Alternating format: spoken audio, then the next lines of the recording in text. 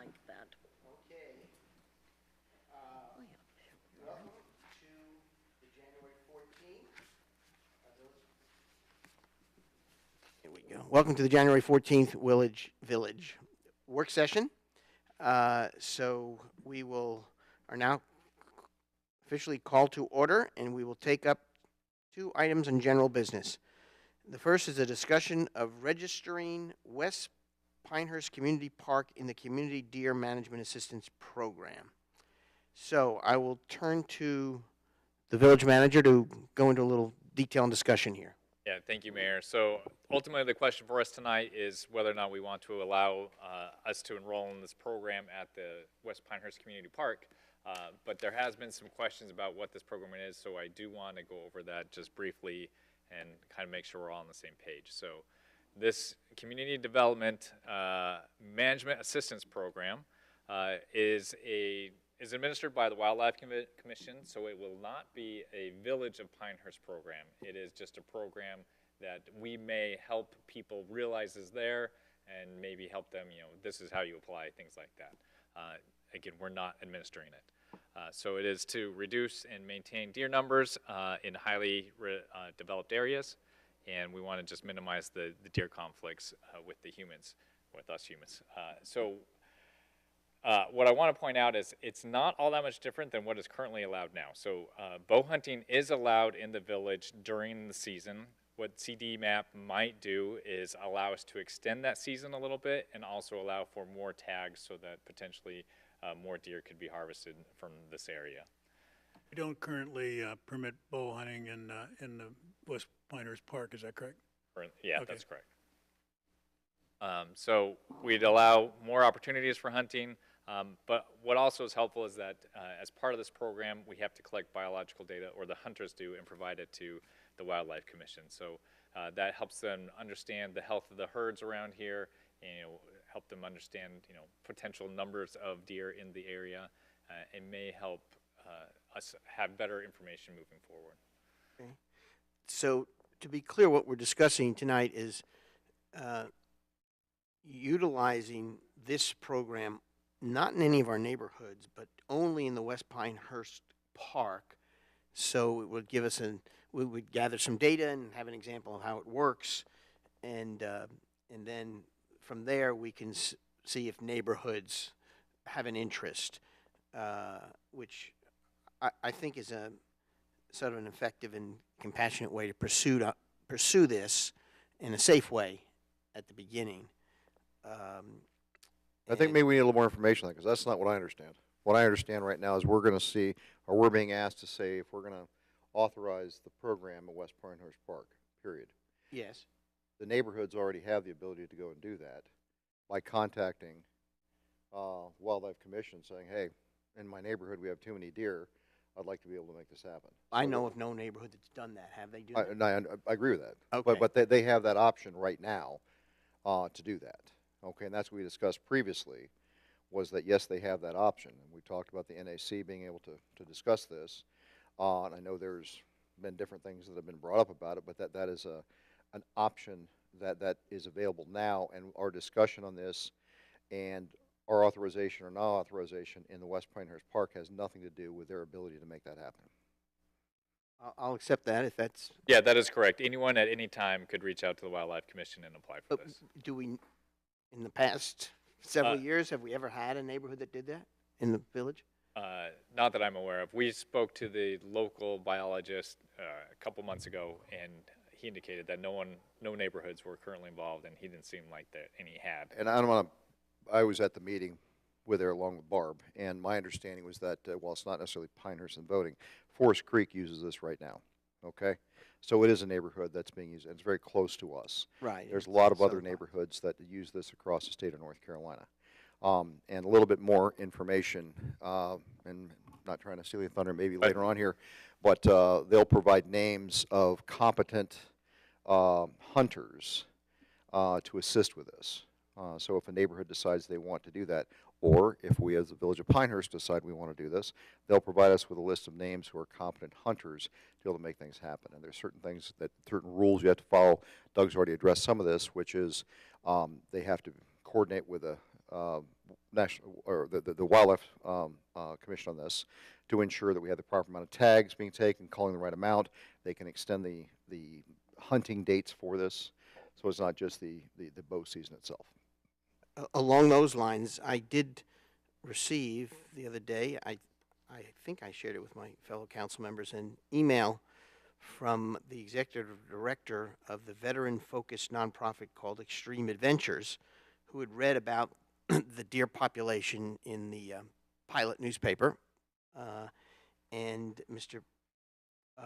Prudhomme, what they do is they take ill and injured veterans hunting, fishing, etc., and he was proposing that we leverage the skills and expertise of these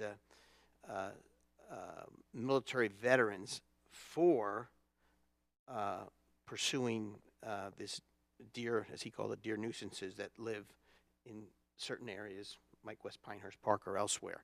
I think we ought to at least talk with him and see if that's an available option, because what they end up doing is they actually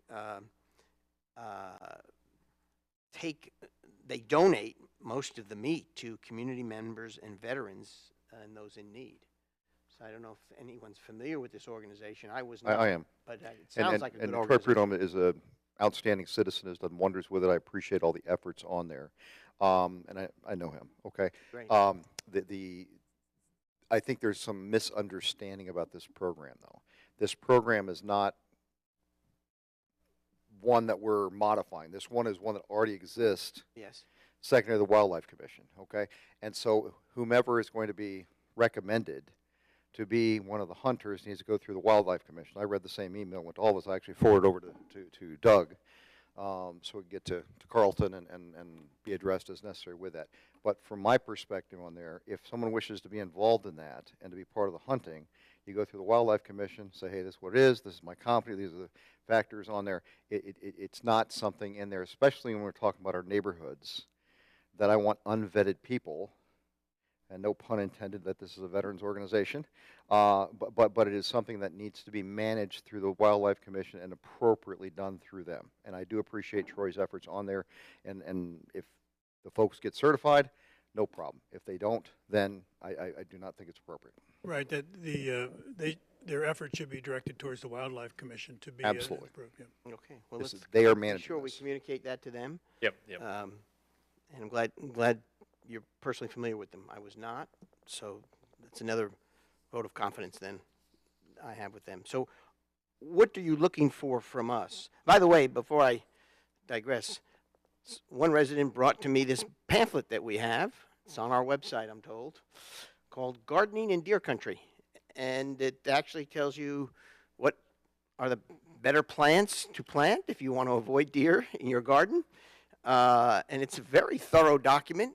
I'm told it's available on the website, so I encourage folks who might be looking for ways to discourage deer from raiding their garden to look for it on the VOP website.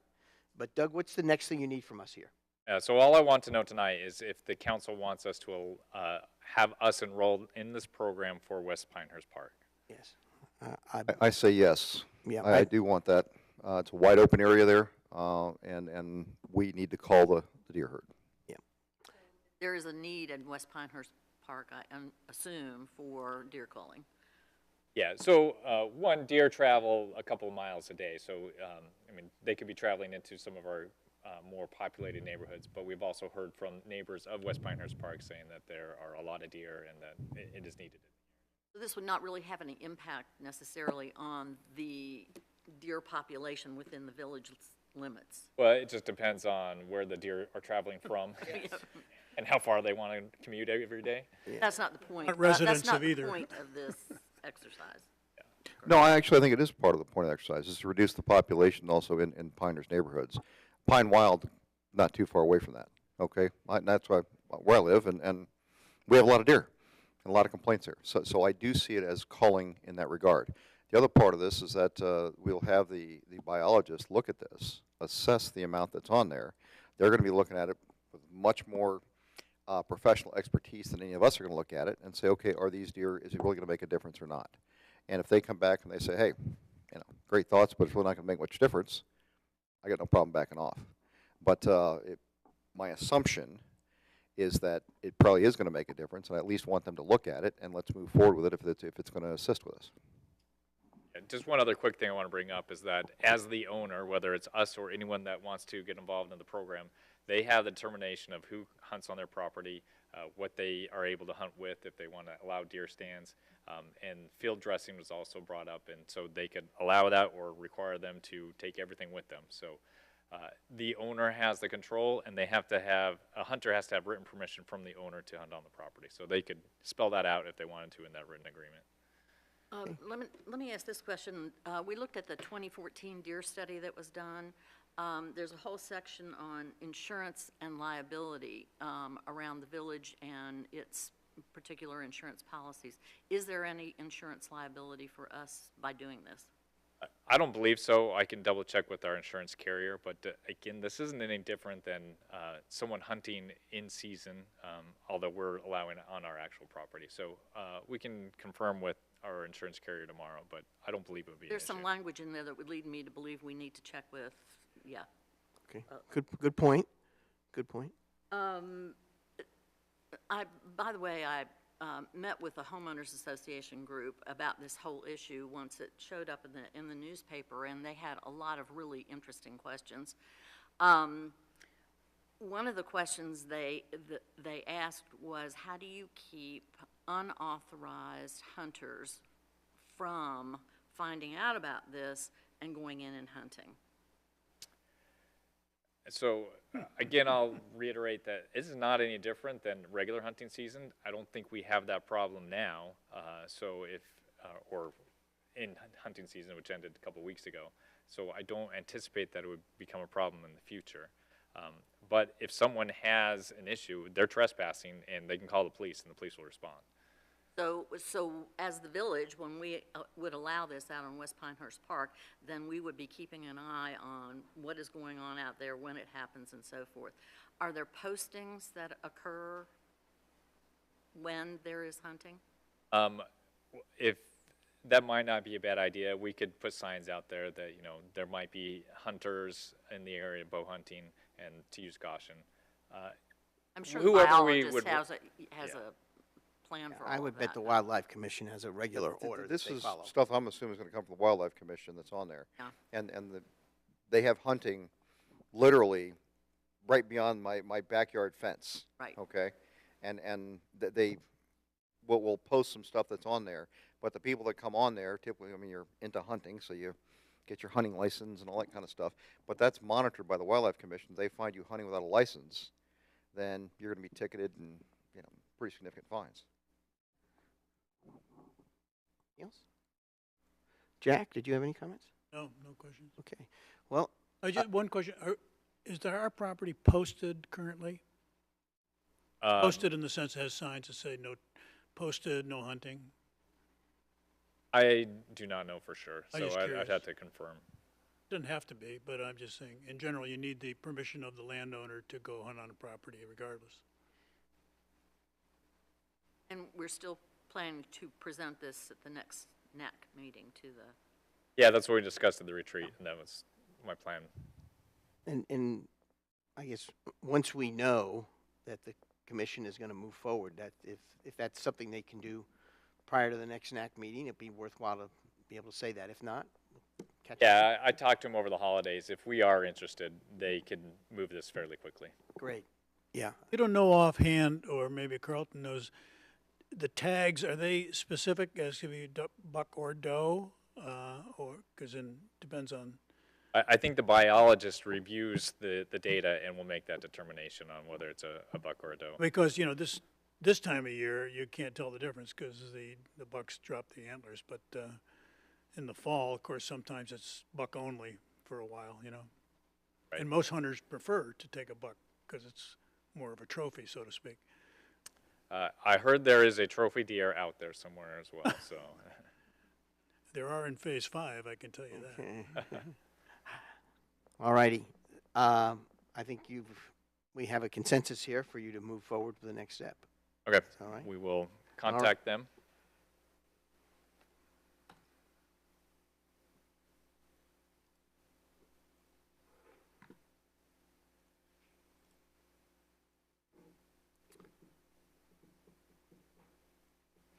Okay.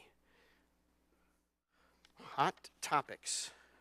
Yep. So this is real brief. I just wanted to let everyone know on council, and more importantly, anyone who's here watching, that we have implemented a new web page, Hot Topics.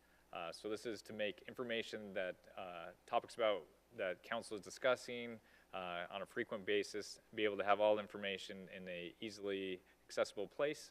And so that's this Hot Topics. So right now we have the traffic circle, short-term rentals, living in deer country.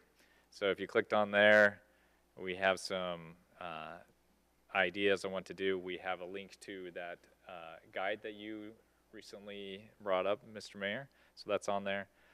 But this is a way we hope to keep people informed. And if council has suggestions on topics they want to have on there, it's easily updated. So we hope it helps.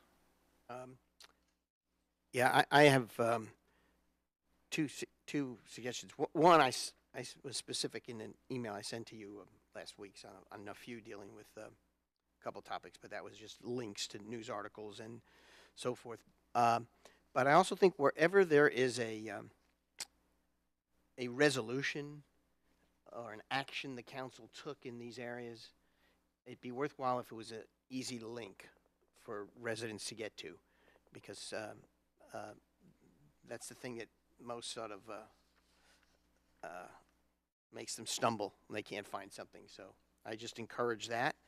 Yeah, so we've sent, like for the traffic circle, we've written a few letters. We could have links to all those on there. We have some, we may even have all of them, but yeah, that's a good point. Yeah, and I think in the traffic circle contention, we probably just need a little more than that one sentence they're revising. Yeah, so. So we might want to put something there that about the resolution that the council adopted and the in August, and we are waiting for further recommendations from NCDOT as a result of the public meetings and our resolution. So, because, but otherwise, I like that. I don't know of any particular issue that's missing. The only one I don't know if it rises to the level of a hot topic, is stormwater issues. Keep hearing about that a little more every now and then. Probably back on people's minds because of what happened in Western North Carolina. But other than that, does anyone know of a hot topic we're not listed at the moment? Yeah, I agree, and I think Yeah, that looks like we have 5. That's probably about the right number. If everything becomes a hot topic, then nothing's a hot topic. right. Well, eventually these will be move on. We'll move on to other things here. I don't think it's a hot topic ready yet, but I do think that Senate Bill, is it 682? I keep remembering 382. The one that's interfering with the ability for local communities and counties dealing with zoning and down zoning and so forth. At some point, we probably want to address that, because there is talk of them rescinding, repealing, amending that, because there's been a very large negative comment to that being adopted. One, the way it was adopted, and the retroactivity of it going back 180 days makes it very unique. But at any rate, those are just two things to keep in mind. Any other comments? Nope. All right. Well, thank you for that Hot Topics page, and look forward to additions and whatever else is going on. I find it very easy to send a link to that page to anybody who sends me an email. So thanks for that. Okay. That takes care of those 2 items. The next item is other business. Council members, I'll turn to you all of other business that you may have. Dr. Morgan. Nothing to add right now. Okay. Barb Ficklin. Nothing? Nope. Jack Farrell. Nope. No. I have no other business other than asking the village manager, is there anything in particular we can anticipate in 2 weeks that we might want to start dealing with? I hope to have final library drawings in 2 weeks. We are putting out to bid the sidewalk project in Pinehurst number 6. I forget the day that those bids are due. I think it might be the day of our meeting, so they probably won't be ready for council to vote on.